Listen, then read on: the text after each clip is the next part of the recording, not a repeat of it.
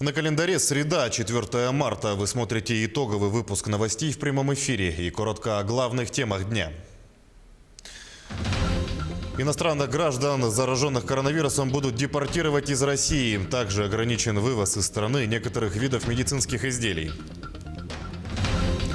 Хочешь завести четвероногого друга? Сначала заплати налог. Администрация Якутска рассматривает оригинальные меры для решения наболевших проблем.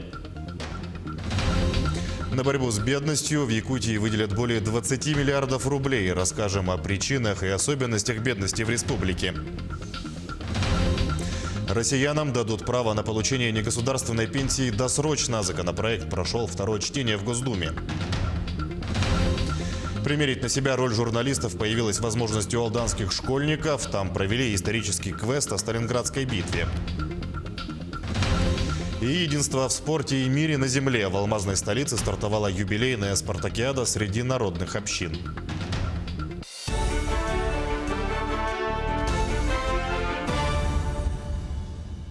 Всемирная организация здравоохранения зарегистрировала более 1900 новых случаев заражения коронавирусом за сутки по всему миру. Почти 1800 из них приходится на Китай. Если говорить о всем периоде вспышки болезни, то по информации все той же ВОЗ подтверждены почти 91 тысяча случаев, из которых чуть более 80 тысяч приходится на Китай, остальные 10,5 тысяч на другие страны. За пределами Китая больше всего заразившихся в Южной Корее, Иране и Италии. Погибли от инфекции почти 3000 человек в КНР и 166 по всему миру. Между тем, иностранных граждан, зараженных коронавирусной инфекцией, будут депортировать из России. Об этом заявил премьер-министр Михаил Мишустин в ходе оперативного совещания в Москве. По словам премьера, накануне был подписан национальный план по предупреждению завоза и распространения коронавирусной инфекции на территории России. Кроме того, теперь она добавлена в перечень особо опасных заболеваний. Глава правительства отметил, что в стране приняты все необходимые меры, а также есть все необходимые лекарства и средства защиты. На днях подписали национальный план по предупреждению завоза и распространения коронавирусной инфекции на территории России. Кроме того, теперь она добавлена в перечень особо опасных заболеваний. Это позволит осуществлять депортацию иностранных граждан, если у них будет выявлена такая болезнь, и вводить специальные ограничительные меры, в том числе это изоляция и карантин. Также правительство временно ограничило вывоз из страны некоторых видов медицинских изделий и оборудования. Соответствующее постановление размещено на сайте Кабмина. В перечне запрещенных к вывозу изделий медицинские маски, бахилы, перчатки и халаты, защитные респираторы и очки, комбинезоны и костюмы химзащиты, а также некоторые дезинфицирующие и противовирусные средства. Запрет будет действовать как на гуманитарную помощь, так и для личного пользования. Тем временем в Якутске кожно-венерологический диспансер был госпитализирован пациент с подозрением на коронавирус. Он прибыл в столицу республики после отдыха во Вьетнаме. Информацию подтвердили в Минздраве Якутии. По итогам осмотра у инфекциониста симптомов респираторного заболевания у пациента не обнаружено. Ему диагностирована аллергия. В ведомстве просят якутян, прибывающих из зарубежных стран, внимательнее относиться к своему здоровью и, ощутив недомогание, сразу вызывать скорую помощь. Напомню, случаев заболевания коронавирусом в Якутске не зарегистрировано. К другим темам. Хочешь завести собаку? Сначала заплати. В администрации Якутска рассматривают идею внедрения налога на домашних животных. По мнению столичных чиновников, это поможет решить проблему бродячих четвероногих. Каким образом, выясняла Ульяна Шагина. Через руки Евгении Макиевской за много лет прошло больше сотни бродяжек. Жалею, вот и подбираю, признается женщина. Почти всех удалось пристроить, оставила себе только 2. Собаку Зайку пару лет назад предали хозяева, переехав в другой город. Евгения не смогла пройти мимо умирающего животного, выходила, много денег ушло на восстановление. Вот сейчас я хожу, подкармливаю тоже собачку, тоже такая маленькая, не знаю, может быть, заберу. Но в скором времени, помимо расходов на стерилизацию, питание и медицинское сопровождение своих подобранных собак, у Евгении может появиться еще одна статья расходов – налог на домашних животных. В основном же этим занимаются пенсионеры, люди с большим сердцем, у которых помещается не одна собака, а 2, 3, 4, 5 и так далее. И, конечно, будет вздыхать и проходить мимо. По мнению столичных чиновников, содержание бездомной дворняги обходится в круглую сумму. Стоимость всей процедуры по отлову, содержанию, вакцинации и стерилизации одного животного составляет 14,5 тысяч рублей в месяц. Именно с этими затратами и связано снижение показателей отлова, а количество бездомных животных растет. Работники же приюта, наоборот, считают, что хозяева домашних животных, не желая оплачивать налог, начнут отказываться от своих питомцев, что, конечно же, в разы увеличит количество бродячих собак на улицах столицы. Они не станут платить налог, и безнадзорных животных станет еще больше. Потому что не все смогут платить налог, и не все захотят. Нехватка специалистов по отлову также искажает статистику. Александр сегодня единственный специалист по городу, который отлавливает бродяжек. В день поступает порядка 140 заявок, из них отрабатывается мизерная часть. Получается, большинство жалоб по поводу агрессивных собак уходит в никуда. Примерно сколько собак получается отловить? Ну, это когда как получается, ну, например, 7 максимум можно. По новому закону нельзя, это препараты какие-то, нельзя вот. Пока рано говорить о сумме налогового сбора, впрочем, как и о его деталях. Но у инициативы якутских чиновников уже нашлись свои противники. Зоолюбители видят другой выход в решении проблемы. Налог на нестерилизованных. Вот здесь возможный налог. Между тем, предлагается ввести обязательную регистрацию всех домашних животных. Такая мера поможет регулировать численность животных в доме. Пока инициатива только обсуждается. Главное здесь не переусердствовать, чтобы не вышло так, что хотели как лучше, а получилось как всегда. Ульяна Шагина, Семен Семенов, Якутск. Современная пожарная часть с новой, оборудованной по всем последним стандартам техникой. Редкость для сельской местности. Но именно этим может похвастаться поселок Нюя Ленского района. Как удалось добиться оснащения пожарных отдаленного населенного пункта, узнавала Анна Кожевникова. Оборудованным по всем стандартам пожарная часть в поселке Нюя. После Витима и Пеледуя это самый крупный населенный пункт Ленского района. А находится он в 100 километрах от райцентра, что и обуславливает необходимость наличия пожарных.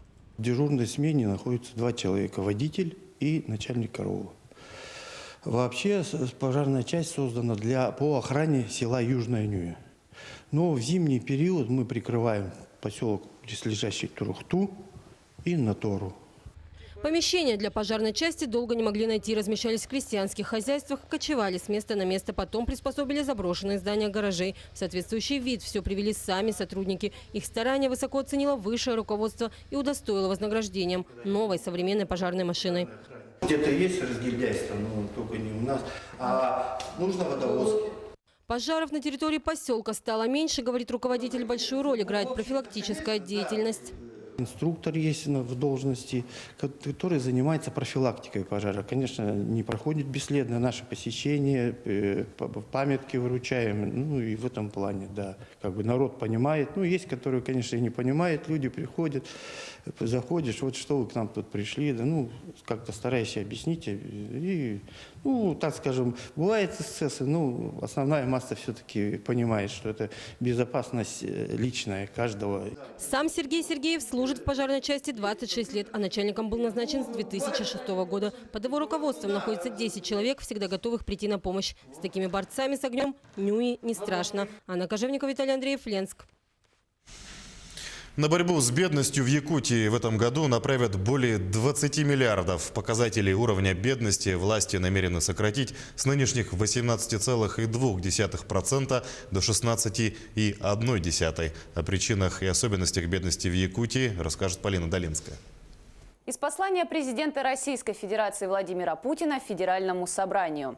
Демография – это сфера, где нет какого-то универсального, тем более узковедомственного решения. Каждый наш шаг, новый закон, государственную программу мы должны оценивать прежде всего с точки зрения высшего национального приоритета – сбережения и приумножения народа России. Но есть острейшая проблема, которая является прямой угрозой нашему демографическому будущему – это низкие доходы значительной части наших граждан. Основные причины бедности специалисты называют недостаточные темпы роста денежных доходов населения, объективно высокую стоимость жилья, а также высокий уровень безработицы и коэффициент семейности. Обследование доходов населения, оно показало и подтвердило наши предварительные данные о том, что да, доходы населения в Якутии, они выше, чем доходы населения в среднем по России. но при том, что и наш прожиточный минимум, он также значительно выше, чем прожиточный минимум по Российской Федерации, то соотношение дохода и прожиточного минимума по Якутии, оно ниже, чем в целом по России и ниже, чем вот в отдельных регионах Дальнего Востока. С 2011 года Росстатом начали проводиться комплексные наблюдения условий жизни населения. С 2014 выборочные наблюдения доходов населения и участия в социальных программах. Полученные массивы данных позволили подойти к реализации многомерного исследования бедности органами государственной статистики. В этом году выборочными обследованиями было охвачено 300 тысяч домохозяйств в республике. Доход на члена домашнего хозяйства в семьях с, скажем, 3 и более детьми, он значительно ниже, чем в семьях, которые, скажем, состоят только из работающих пенсионеров. Даже и при том, что родители вот в этой многодетной семье, они могут быть и работающими, но их заработная плата не позволяет получить более высокий доход, соответствующий доход на члена своего домашнего хозяйства. В категорию бедных в Якутии входит многодетный сельский житель, работающий в бюджетной сфере или занимающийся сельским хозяйством. Ежемесячный доход его семьи в среднем составляет 45 тысяч рублей. Наибольшее число семей с низким доходом проживают в арктических улусах, где 24,3% населения состоит в реестре особо нуждающихся. Наиболее низкие заработки отмечаются в сельских и арктических поселениях, высокие в промышленных районах. Дифференциация в уровне оплаты труда в регионе объясняется различной рентабельностью отрасли производства. Оценки показывают, что в основном, конечно, бедность у нас локализована именно в сельской местности и ввиду относительно более низких доходов населения, и ввиду недоступности некоторых социальных услуг, ввиду транспортной изолированности, недоступности интернета, ну и прочих таких важных для современного человека вещей.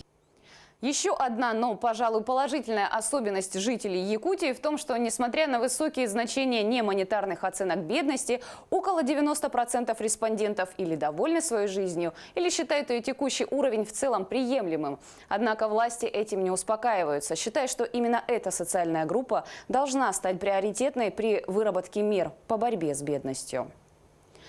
На борьбу с бедностью правительство Якутии до 2024 года планирует направить 137 миллиардов рублей. Из них 22,3 миллиарда в этом году.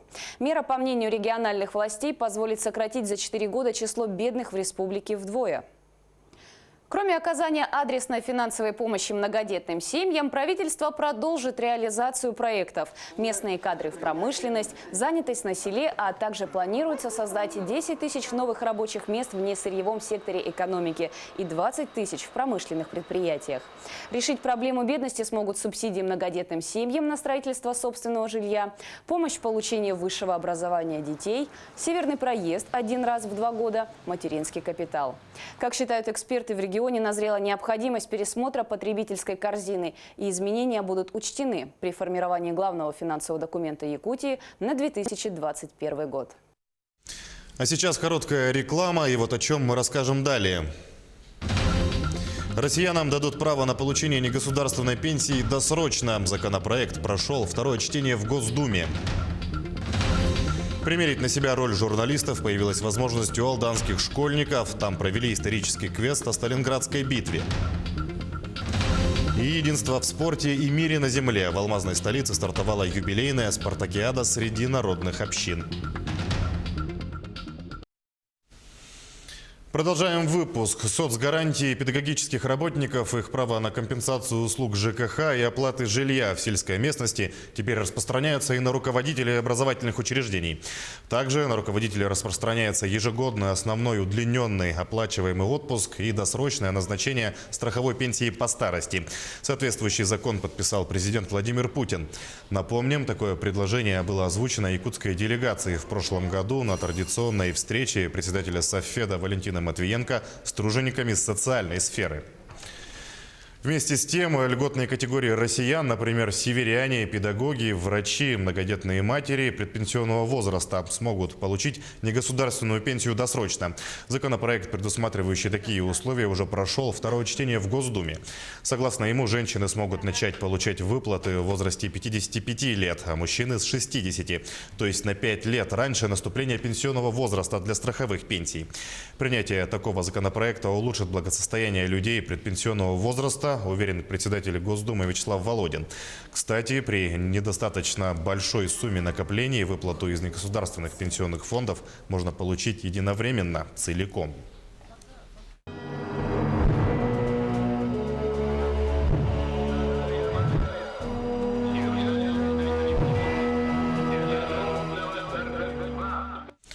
Алданские студенты и школьники приняли участие во всероссийском историческом квесте «Сталинградская битва». Перед ними стояла задача, примерив на себя роль журналистов, собрать исторические факты от ветеранов Великой Отечественной войны и донести их до окружающих. За ходом квеста следил Руслан Павлов. Небольшой инструктаж перед началом исторического квеста, еще раз условия игры, которые должны были выполнить участники. Последних лет за рубежами СМИ происходит активное переписывание и подмена истинных фактов нашей истории. И вот 6 команд от 4 школ, техникума и медколледжа, получив маршрутные листы, отправляются по локациям, где им предстоит собрать фотографии и воспоминания ветеранов Великой Отечественной войны, которые участвовали в Сталинградской битве. На каждой из 6 станций перед участниками возникали задачи, которые они должны были решить за несколько минут. Станция «Операция «Кольцо». 10 января 1943 года «Операция «Кольцо». Войска Донского фронта начали стратегическую операцию «Кольцо» с целью ликвидации оружейной немецкой фашистской группировки под Сталинградом. На данной станции участникам квеста необходимо было забрать раненого солдата и доставить его в госпиталь, соорудив из подручных средств носилки. Задачу усложняло то, что нести раненого нужно было через болото, передвигаясь по кочкам. Выполнили первоклассное, раненого донесли прям отлично просто. Почему решили участвовать в этом квесте? Интересно везде проявлять активность, чтобы было что вспомнить. Трекеры, которые вели каждую команду на протяжении всей игры, следили за временем и правильным выполнением задачи. За ошибки начислялись штрафные баллы, за досрочное выполнение – бонусы. Они получают за половину моста собранного 5 баллов, за целый мост 10 баллов получают. Самым сложным заданием оказалось найти координаты противника и сообщить их. Добыть цифры нужно было с помощью фонарика и коробки с прорезями. Когда процедура удавалась, радости не было предела. Очень сложно, очень интересно. Если есть смекалка и здравый рассудок, то это очень быстро и весело. Получается, в сумме работы команды это прям вообще интересно. На локациях участники получали фотографии и воспоминания ветеранов Великой Отечественной войны, которые вклеивали в альбом, выданный каждой команде в начале квеста. Главным было правильно соотнести воспоминания и фото ветеранов. Победителем исторического квеста «Сталинградская битва» стала команда школы поселка Ленинский. За победу они получили билеты на фильм «Калашников». Руслан Павлов, Сергей Шипачев, Александр Лукин, Алдан. В Нерюнгринском районе выбирают всесильного венкийского богатыря и выявляют наследника Девелчена из народного эпоса в поселке Иенгра. Мероприятие для юношей села стало популярным и проходит ежегодно в рамках празднования Дня оленевода. За конкурсом наблюдал наш коллега Сергей Козюра. Как молодежь? Что скажешь? Молодцы, справились. Справились? Справились. Заарканить оленя, быстрее других его запречь, свое умение народного эвенкийского промысла продемонстрировали 8 участников конкурса «Девелчен-2020». А еще они состязались по физподготовке, стрельбе и даже по оказанию экстренной медицинской помощи. Как раз по этому поводу в Иенгру прибыли с мастер-классом студенты Нерюнгринского медицинского колледжа. Наши ребята, участники проекта, это студенты 4-го курса специальности лечебное дело. Мы привезли сюда оборудование и проводим мастер-классы, такие как пеленание новорожденного, реанимационные мероприятия, взятие мазка из из носа, внутримышечные инъекции и хирургические манипуляции, бинтование. В этот же день в школе прошел художественный этап конкурса для младшей группы. Музыкальное исполнение, литературная проза и показ костюмов оценивало компетентное жюри. А уже завтра свой творческий потенциал продемонстрируют юноши старшей группы. Схватки за право называться наследником Девелчена продолжаются. Сергей Козюра, Нерюнгри. Мы «Дети Севера». 4-й городской конкурс ледовых и снежных скульптур с таким названием проходит в столице республики. Свои работы представляет 18 команд из Якутска, Мегино-Кангаласского, Татинского, Хангаласского улусов. Это учащиеся художественных, общеобразовательных и детских школ искусств в возрасте от 11 до 18 лет. С творчеством юных скульпторов ознакомился Юрий Осипов. Превратить глыбу льда в произведение искусства – задача не из легких. Участники конкурса справляются с ней мастерски. Детям помогают наставники. Один из них – Егор Степанов, многократный участник, призер и победитель международных фестивалей. На этом конкурсе он курирует 2 команды. Обе команды – новички в подобном конкурсе, но это компенсируется талантом и желанием участников. Ребята решили попробовать по ледовым скульптурам. Они работают на малых формах, а не косторезы. И вот нынче я представляю 2 команды. Команда девочек и команда мальчишек. Эта скульптура называется «Девочка и 12-рогий олень». Идея принадлежит Ангелине. Она черпала вдохновение из якутских сказок. Как поделилась юная мастерица, эта композиция ей близка, так как она рисует комикс на эту тему. Девушку не пугают ни большие глыбы льда, ни холод, при котором приходится работать. Ледовая скульптура – это красиво. Лед сам по себе очень красивый, особенно когда светит солнце и все внутри переливается. И я не считаю, что это именно не женское дело. В этом деле могут участвовать и все, и девочки, и мальчики, и женщины, и мужчины. Это искусство. В искусстве нет того, что кто-то может, а кто-то... На создание скульптуры из льда участникам отводится 2 дня. Работают с 10 утра и до 6 вечера. За это время они должны успеть превратить глыбу льда в полноценную композицию. Перед началом работы создается эскиз будущей скульптуры. Выглядит он примерно вот так.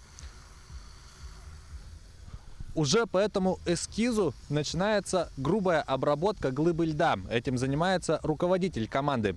И уже после этого сами участники приступают к тонкой ювелирной финишной работе. Конкурс проводится для сохранения и развития традиций и совершенствования искусства создания ледовых скульптур. Юные творцы приобретают опыт и обмениваются им друг с другом, повышая свое мастерство. Очень красивые работы, да, у нас появляются со сказками якутскими. Вот такая вот у нас цель. И чтобы узнали, да, наше вот подрастающее поколение, что такое лед, как работать с таким материалом. Конкурсные работы в номинации «Ледовая скульптура» завершаются сегодня, 4 марта. Уже 5 и 6 марта пройдет конкурс по созданию снежных скульптур. Лучшая команда получит переходящий кубок и специальный приз имени Михаила Максимова от детской школы изобразительных искусств имени Леонида Александровича Ким. Юрий Осипов, Григорий Охлопков, Якутск. Россиянки больше всего хотят получить в подарок на Международный женский день ювелирные украшения, парфюмерию и косметику. Таковы результаты исследования интернет-сервиса объявлений Авито. Примечательно, что мужчины практически угадали с выбором подарка на 8 марта. Больше всего россиян хотят подарить парфюмерию и косметику, это 43%. Ювелирные украшения планируют вручить женщинам 26% респондентов, а подарочные сертификаты 22%. Помимо этого, 11% опрошенных рассказали, что подарят бытовую технику или одежду и обувь. Еще 10% гаджеты, а 9% хотят вручить посуду. К спортивной теме в Мирном стартовала юбилейная спартакиада Ассамблеи народов, посвященная памятным датам. На протяжении 2 месяцев более 20 общин будут соревноваться между собой в различных спортивных дисциплинах. Все подробности у Марферины Алексеевой. 65 лет Мирному, 55 Мирнинскому району и 75 лет со Дня Победы в Великой Отечественной войне. Этим событиям посвящена 15-я спартакиада народов. Ветераном среди общин является бурятская община «Байкал». 25 лет общественной организации. Именно они организовали ежегодную спартакиаду. Мирный очень многонациональный город. Культурная жизнь ассамблей насыщенная. Многие выросли на подобных мероприятиях. В этом году ряд соревнований начнется с волейбола. Волейболом лично я занимаюсь очень давно, более уже 15 лет. Училась здесь, занималась после института, приехала, занимаюсь, работаю, занимаюсь. Жду от этих соревнований победы. Община – это многонациональность, знакомство с разными национальностями, их культурами, языка, даже так.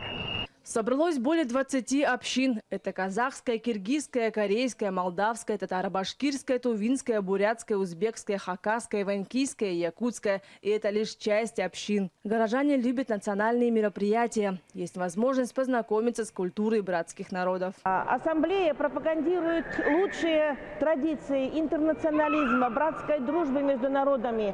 И все это, и на все это направлены наши все мероприятия. И как всегда, они пройдут ярко, они пройдут на одном дыхании, и в итоге победит дружба, хотя борьба будет нешуточная. Всего пройдет 6 соревнований. Гиревой спорт, пулевая стрельба, борьба, хапсагай, лыжные гонки и веселые старты. Соревнования будут проходить по субботам на протяжении всего марта и апреля. Марферина Алексеева, Вадим Ларионов, Мирный. Далее я передаю слово нашим нерюнгринским коллегам. О новостях Южной Якутии расскажет Екатерина Павлова. Но я с вами прощаюсь. Оставайтесь с нами.